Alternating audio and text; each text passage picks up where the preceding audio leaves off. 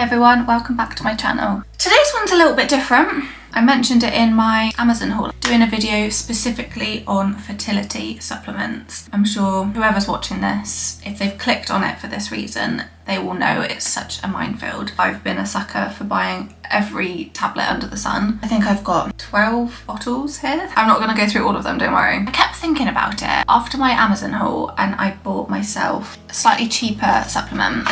I got this one, I think it was like £9 something. And then I got Louis the Wellman Conception. So originally I was taking these tablets, Louis was taking these tablets. These were like £28.95, so they were like almost £30. And it's a month's supply because you have to take 2 capsules a day. I think Louis is once a day, but there's only 30 tablets, so it balances out. I think that was like £23. Then on top of that, I was taking all of these other tablets and it just ended up being so expensive. I've probably spent like hundreds of pounds, especially over the last 2 years. So after my Amazon haul, I was just thinking about it and I just had a closer look, reading the ingredients on the back, like the nutrition information. And I realised that there just wasn't half as much in here as there was in the Zita ones compared to here. There's already like just so much less in there, and certain things that you really need, like it just doesn't have. I ended up sitting down with a pen and paper, I got all the tablets out and started having a look. Blew my mind. So I've done a lot of research, I've learned a lot. And I've also learned like why we take certain supplements and what they do to help your body with fertility. Really, really interesting. So I thought I would just go over the supplements that we're now taking. I also just wanted to add, I'm not a qualified fertility specialist. I'm not qualified to give obviously advice or anything like that. It's purely just from research that I've done for myself. I just thought if anybody else was confused, it might just help them as well. Just wanted to add that before I continue. Originally the Zita ones with omega 369, CoQ10, vitamin B12, magnesium, maca root, ashwagandha, vitamin B6, super greens, L-theanine and lemon balm. It helps to just calm you down, relax you a little bit, helps with anxiety and stuff. Folic acid, hair, skin and nail gummies, but I only got them a couple of weeks ago. So yeah, literally we were taking so many tablets. We both share the same pill drawer, so I've got one side, he's got the other, and we can hardly shut the lids down. It's just so expensive. I was like, oh, I'll just get them. It's like £20 cheaper. When I sat down and had a look, I realised that actually there's so much like repeat stuff in these tablets. And also they say milligrams, micrograms, and then there's like an IU, and then there's like a squiggly word that I think means micrograms as well. It's just such a minefield. I thought I'd put together a video of the things that we probably should be taking and why. It's probably worth saying that, especially for females, our hormones can be all over the place. Like a lot of people have been on contraception for years and then come off and kind of expect to just get pregnant. Like some people do, they're very lucky. It's gonna take a while for our bodies to kind of adjust and go back to normal. So making sure that we're hormonally balanced, I think is so important. Saying that, sometimes it's easier said than done. For me personally, I think I was hormonally messed up for years. I honestly think since I was about 17, 18 till I was about 23. It was a shame because I'd go to the doctor about it and they'd just stick me on the pill or try me on the implant instead. It just seemed like they were just putting a plaster over the issue rather than being like, okay, let's work out why you're having periods every 2 weeks. In the end, I said, can you do like something about it? So they gave me a blood test, gave me a scan to check for endometriosis. Nothing showed up. And it wasn't until January 2019 I was really struggling at work. I was really angry. I was so angry. Just not coping with life basically. I was in a really, really bad place. I went to the doctor in the end and she put me on sertraline. I was put on 50 milligrams to start with. It instantly sorted my periods out. They suddenly went back to being once a month. I think after about 6-7 months, I noticed that I was getting a bit funny again, a bit angry, couldn't cope again. My periods started playing up and she upped my dose to 100. And it sorted my periods out again. I just find that really interesting because there was obviously some sort of like imbalance in my brain. It was either that I just needed a bit of a boost of serotonin or I was just really stressed, I don't know, and then my body just being calm in turn fixed my periods. Like maybe my periods were funny because of like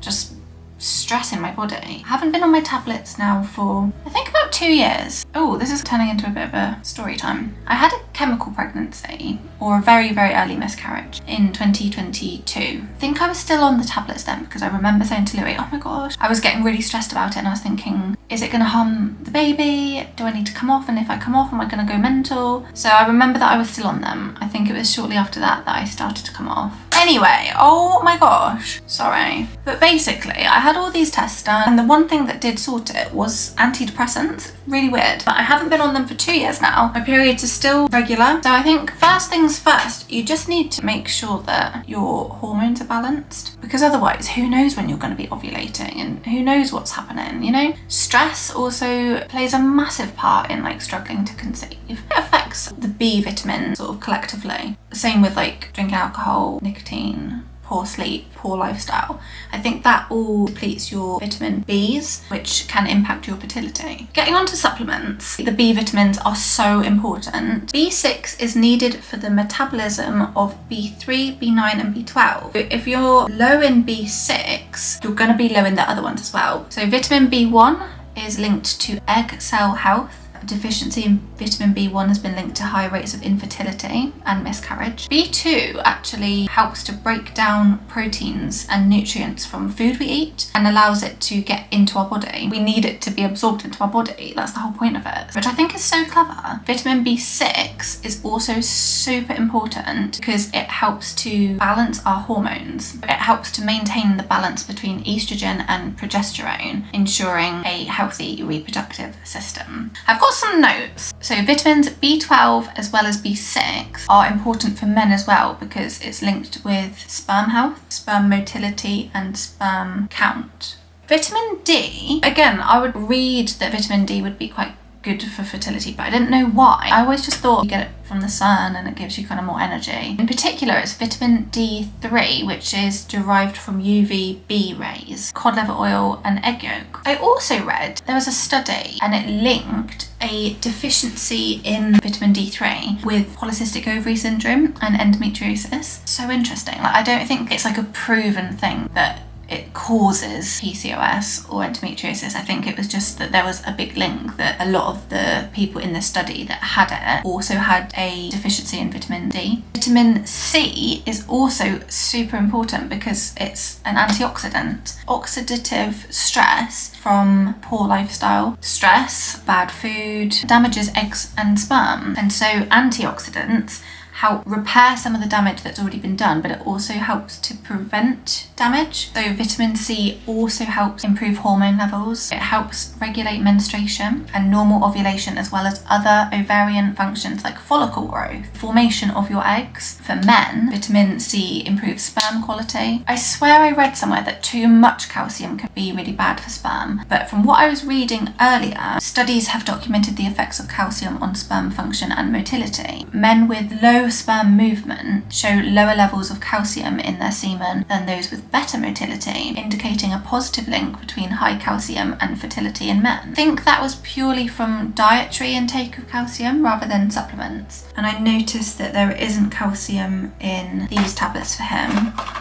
or these tablets. So I think as long as they're eating obviously things like cheese, milk, plant-based milks, almond, soy, rice, dairy, cheese, yogurt, edamame beans and tofu. Okay, also iron is really important. Iron is one of the most common deficiencies in the world, which is why iron supplements are quite important. Iron deficiency can cause implantation failure and affect ovulation anyway. So research has suggested non-heme iron is associated with a higher chance of pregnancy. Food rich in non-heme iron includes lentils, kidney beans, chickpeas, tofu, spinach and broccoli. Zinc. This one's really cool because zinc also helps to create healthy eggs. It helps the egg to mature, so when it's released, it's at that mature stage that it needs to be at, ready for fertilization. It also, this is so cool, if your egg does get fertilized, zinc helps to create a chemical reaction, the process where that egg closes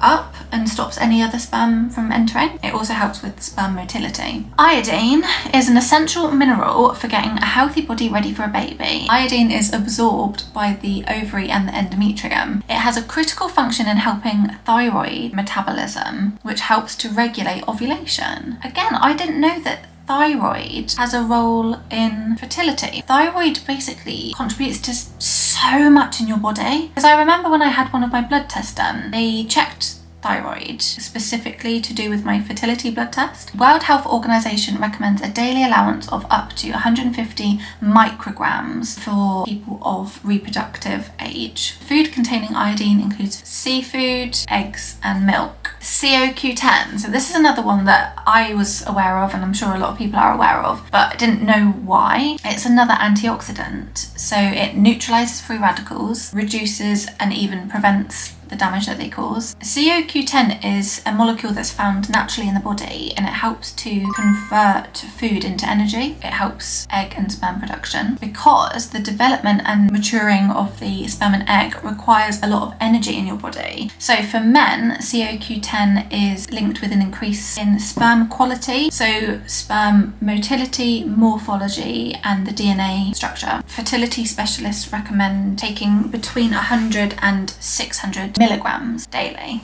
Selenium. So this is another one that I was reading on this and I was like, selenium, like what even is that? Eggs and sperm both benefit from selenium's antioxidant powers. So it's another antioxidant. It helps to protect the egg and the sperm. After ovulation, it protects the endometrium whilst your body prepares for implantation. Selenium is also essential for thyroid health. You can up your dosage to 1 to 200 micrograms, but they recommend to not go over 400. Seafood, meat, and Brazil nuts are all a really good food source of selenium. I've changed back to this. So I'm taking the Zita West Vitafem Premium Nutrition for Female Fertility. So it is £28.95. It's got all the levels of everything you need. Other than CoQ10, it says 40 milligrams. So I am actually going to carry on taking this with it. And omega-3, it hasn't got in here to be taking omega-3 from another supplement as well. I got this on Amazon. This was I think £22.95 and then this on its own would be I think £20.95, but together they did like a bundle, so this one was only £13 or £14 on top. Because I also noticed when I was looking at these omega tablets, the actual omega-3s that you need is DHA and EPA. The DHA in this was only 135 milligrams, whereas in the Zeta West ones it's 450 milligrams of DHA. DHA seems to have a stronger anti-inflammatory effect over EPA. So omega-3, 6 and 9 apparently becoming just as important as folic acid. Everybody knows folic acid is so important in like pre-conception and during pregnancy. But yeah, apparently omega-3 is on the up with the importance of it.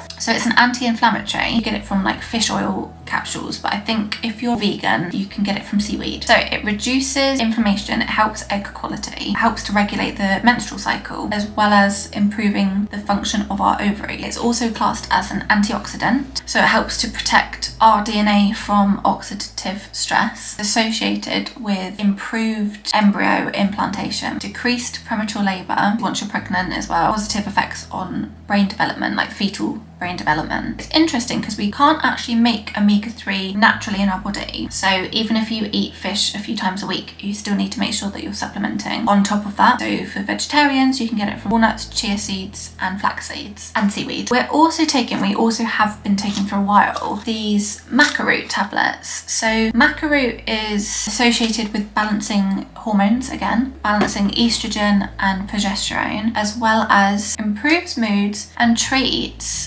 antidepressant induced sexual dysfunction in women. Does that increase your sex drive? I wonder if it increases your sex drive.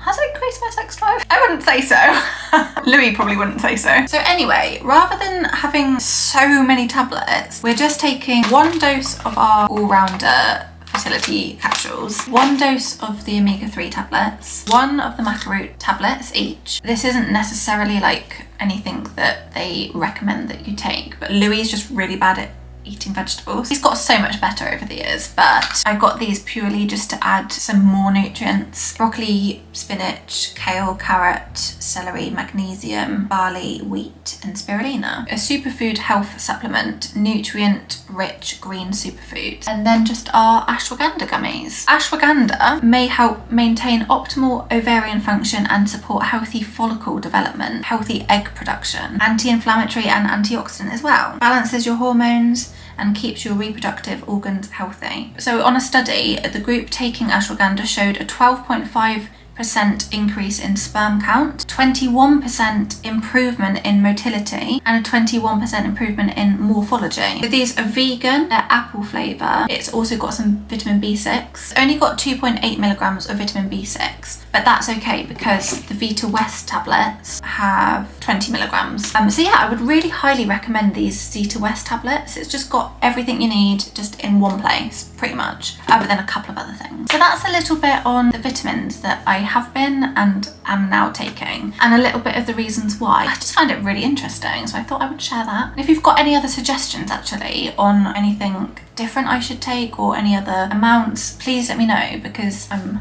up for trying anything. I think I'm gonna create a whole playlist specifically for fertility stuff. Share a bit more about our journey, because I've found it really helpful watching people's videos that are going through the same thing or that have been through the same thing and now have a baby or are pregnant. I wanted to just document our journey, hopefully just provide a bit of support for other people that are going through the same thing and feel like you're seeing pregnancies all around you and feel like it's not happening for you. So we're in it together. Thank you so much for watching. Subscribe if you're new. I'll see you in the next one. To talk to me is what I want the most in my life. They say you're out of my league, but I don't give a damn.